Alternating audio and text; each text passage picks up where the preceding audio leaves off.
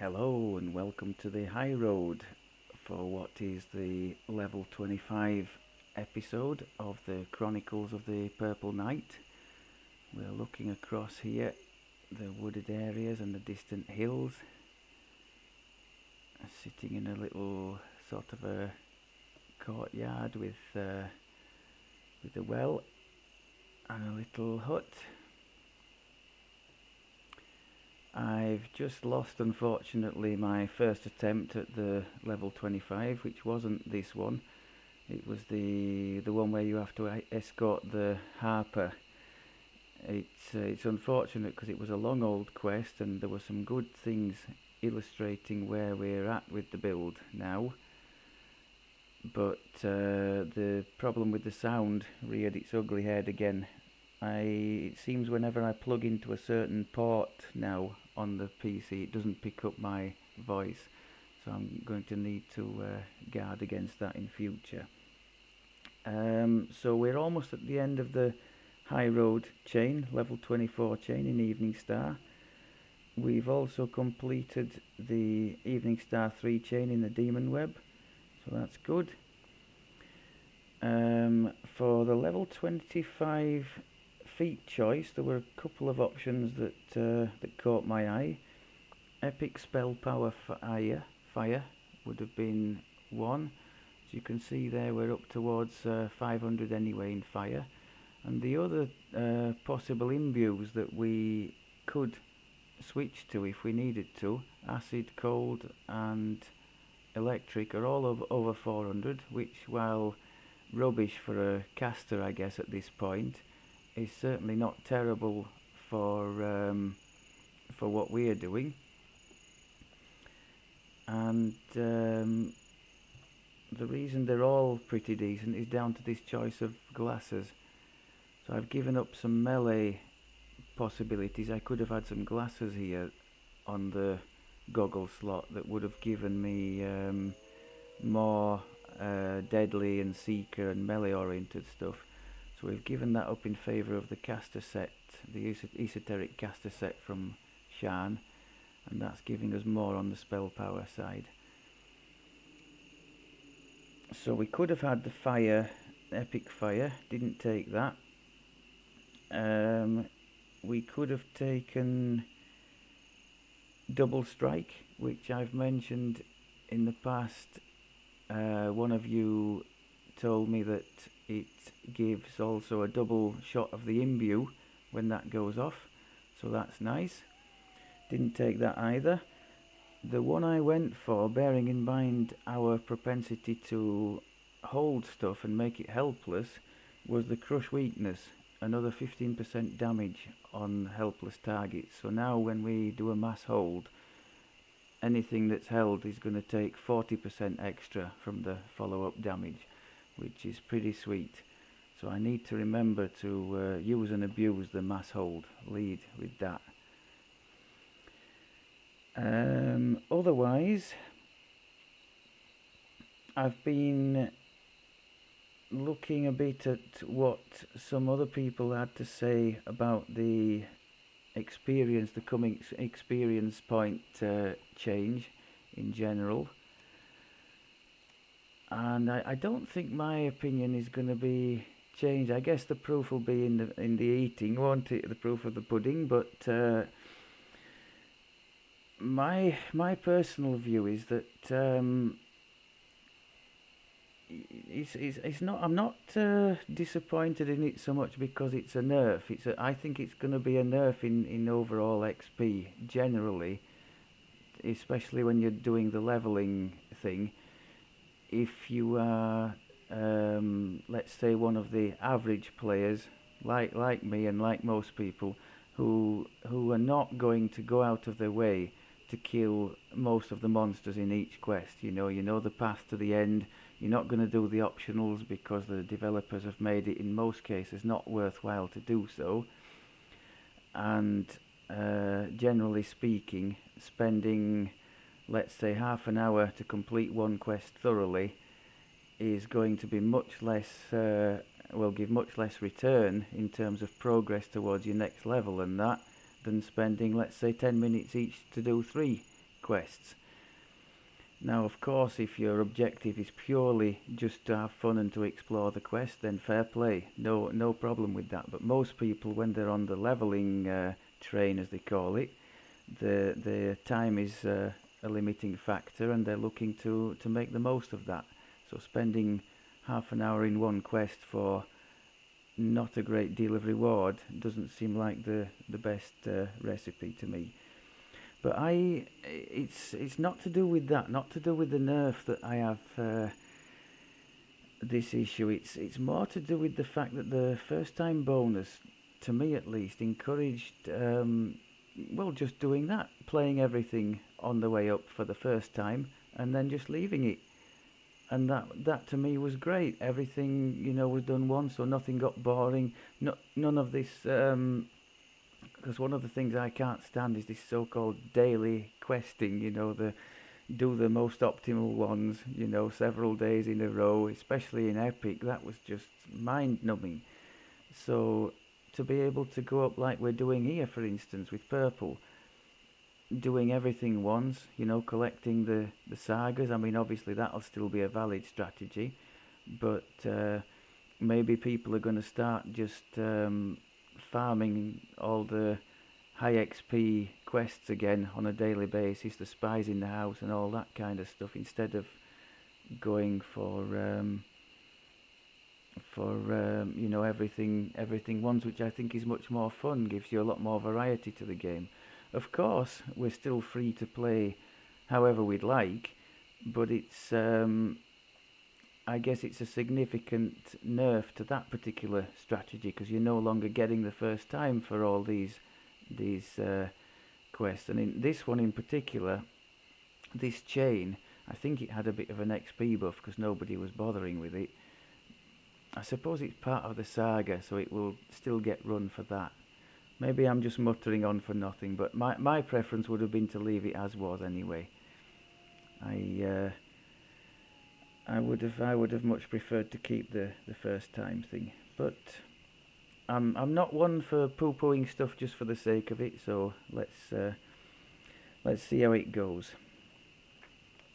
I don't think there's too much else for the waffle side. I might as well give you a summary of what did happen in that quest I tried to record, because it was a good indication of where we're at with the build.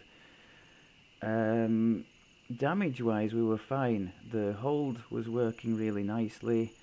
On one occasion we had 3 Reapers pop up and a big group of enemies hit the hold button in panic. Everything stopped and I was able to get through that. When without the hold I probably wouldn't have survived there. The downside, we're alright with the crowd control and the damage. The downside is the incoming damage.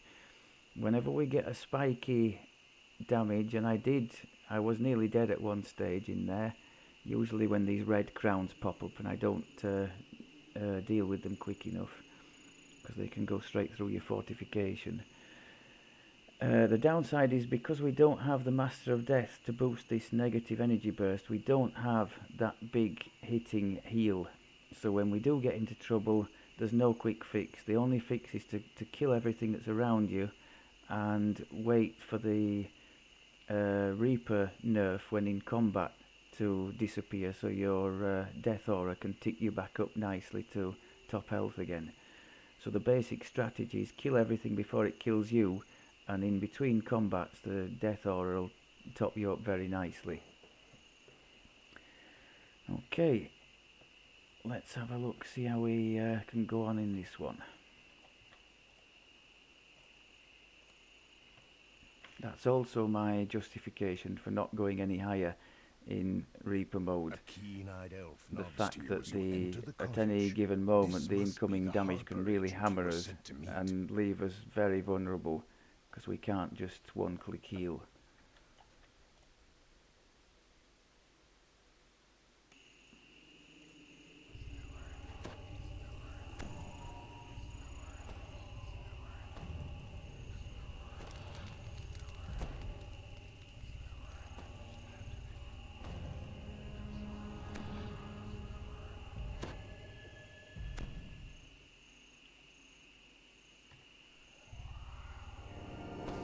anybody wants to do me a favour and walk my dog for me today, please feel free. Wandering around with the dog in the fields with my back in bits and pieces isn't ideal, but you have it to do. We'll do the best we can. As you enter the grounds of Granwell Keep, Let's remember to use the boost. Moving further on down the road. The Hopper was right. That was a terrible start.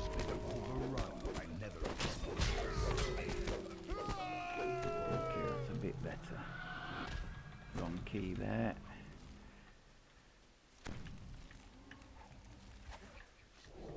That was rubbish as well. Come on, need to up the game here.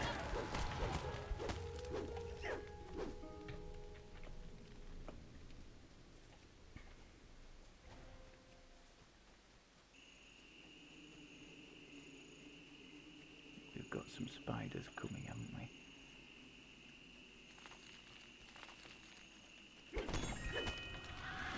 Let's hope they all converge on this spot. They didn't.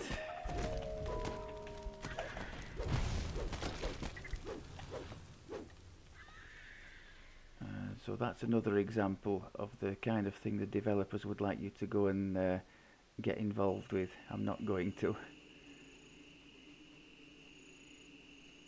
I think I'll just continue to play as I normally would and just lose the extra bit of experience from not killing enough monsters.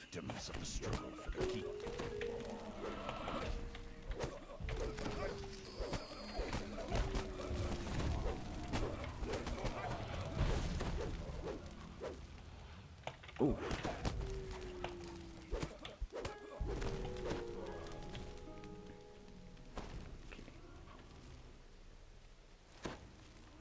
Learn my lesson from last time and not bother disabling the spell wards. That's a better one, yes. Come on, get stuck in now.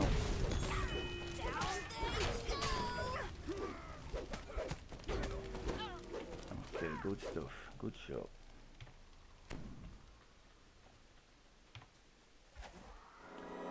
Let's have some more like that if we can. Those are not holdable. Oh, the Reaper is. There's two Reapers down there, aren't there? What do we do with this?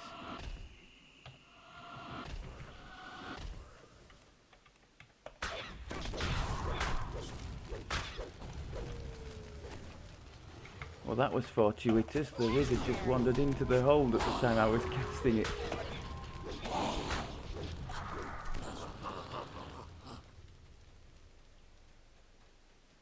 Some spell wards coming. Shall we just YOLO through and target that Plague Reaper? Glowing orbs of deadly magical evil block the path. That's actually a very bad idea. What I've just done, it could kill us.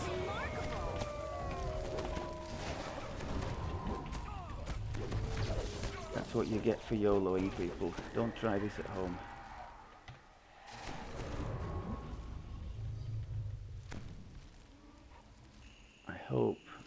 I really hope the bear doesn't see this, because she's a compulsive YOLOer and I keep telling her not to.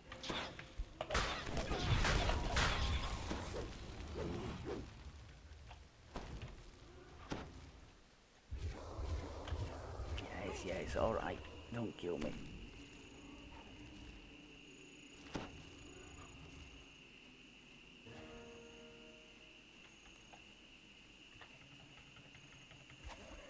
Oh, save. I don't like the look of that. They're beginning to save again. Oh, it wasn't an archer, that was the problem. Got to target the right people. Now the archer should die, yes. Against archers and casters we should still be alright with that Finger of Death, but anything else is liable to save.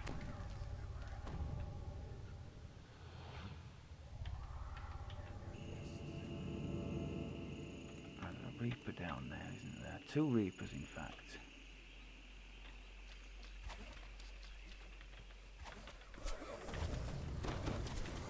That was the greatest shout coming to our rescue because the mass hold was still on cooldown. Very nice there. Finger of death on him. And let's go with the lightning thing over there. Yeah, it's beautiful. There is a shrine just before the end of this one, so we should be alright doing the flashy spells.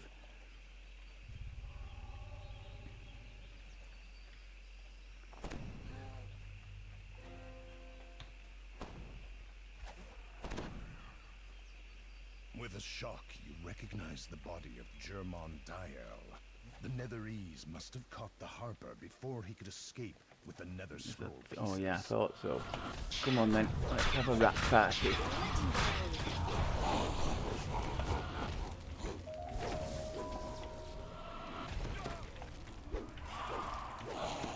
Not you as well. Okay.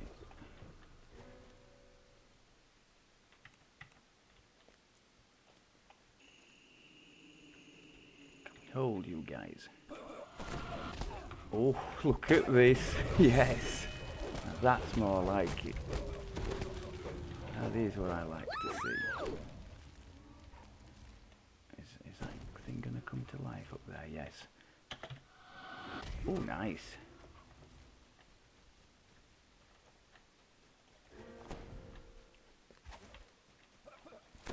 Oh. I think there's going to be another load of stuff spawn here, isn't there?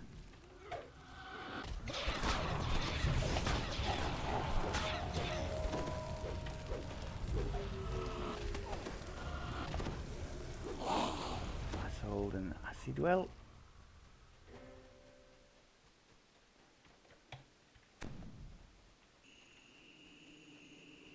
So far so good.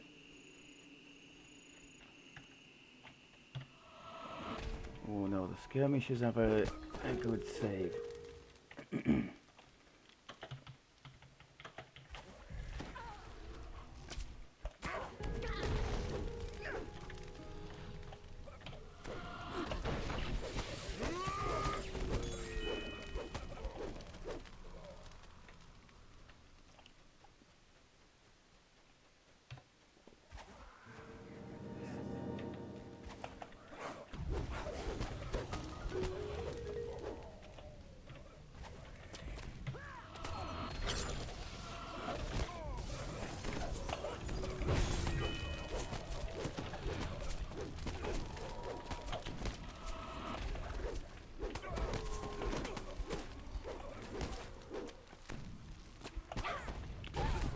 We made it. Oh, no. Where did you spring from?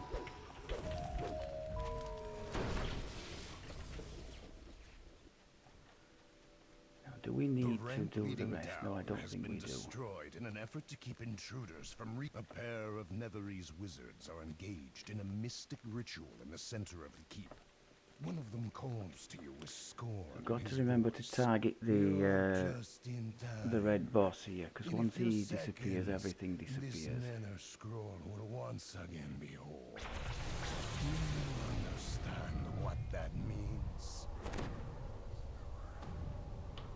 The wizard inches nearer. Get all the buffs up. Remember to use. I've forgotten again, haven't I, for the most part, to use the boosts. That's a nice chunk of damage left on the table. I just keep forgetting to use them. Let's not forget now.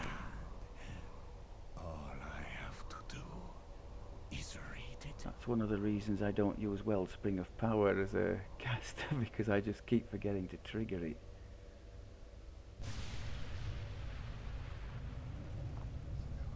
The sky goes dark. The smell of sulfur fills the area. An ominous vortex opens in the sky. A portal to some malevolent place.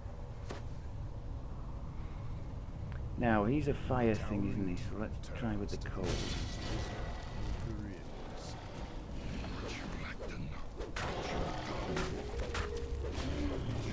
No, it's not. That's the fire then.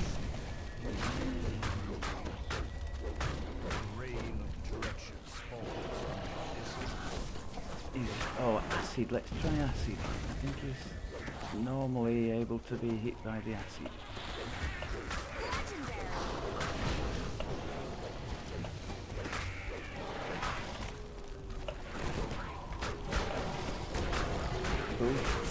finally remembered.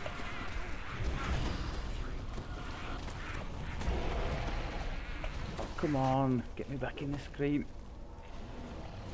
Sometimes just jumps out of the...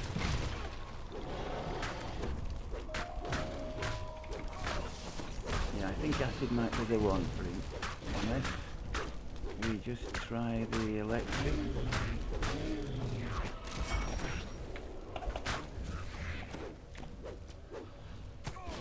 Oh, we landed on some spikes.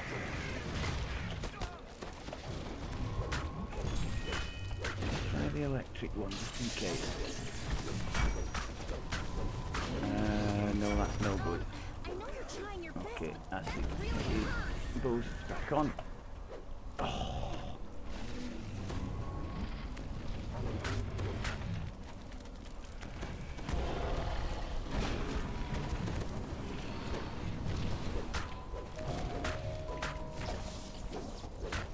Slowly getting there.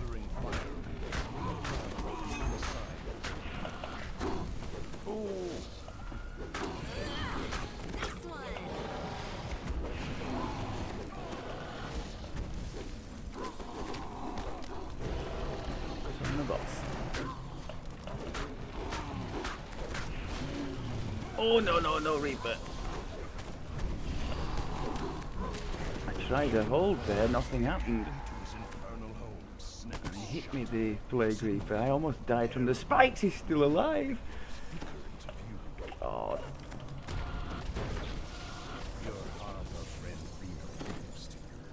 Come on then, kill him. Not exactly pretty, was it? But we got there. I think I was owed a victory there by the fact that the last one failed to record properly. I think that's already completed. It seems this particular nether scroll deals with the abyss. Okay, I think as in the last one, you've probably seen the strengths and the weaknesses there. The weakness, when the damage starts coming in, we just can't, in combat, heal it adequately, so we're left quite vulnerable, especially against a boss. Against any, I mean, that wasn't really a melee boss, I don't think. Against any melee boss who was chunking away at you, I really struggle. I try to run away and to back off and use the big single target spells and the damages over time, the Black Dragon and the Rend the Soul, but I invariably would die before the melee boss would, which I suppose makes sense when you consider I'm in heroic robes and my defences, the armour class and the PRR and MRR are pretty well garbage for a melee at this level. So no complaints at all about that. We've just about all along we've had to use different things to the, well, obviously their armour class is no defence whatsoever, this armour class. The PRR and MRR give us a little bit, but the main defence is trying not to be hit in the first place, and that's another reason to stay on Reaper 1, because the higher up the Reaper levels you go, the less use your displacement actually is. So that's another thing to consider. At present it's being a very good source of misses for us. Right, I think that's pretty much all for today.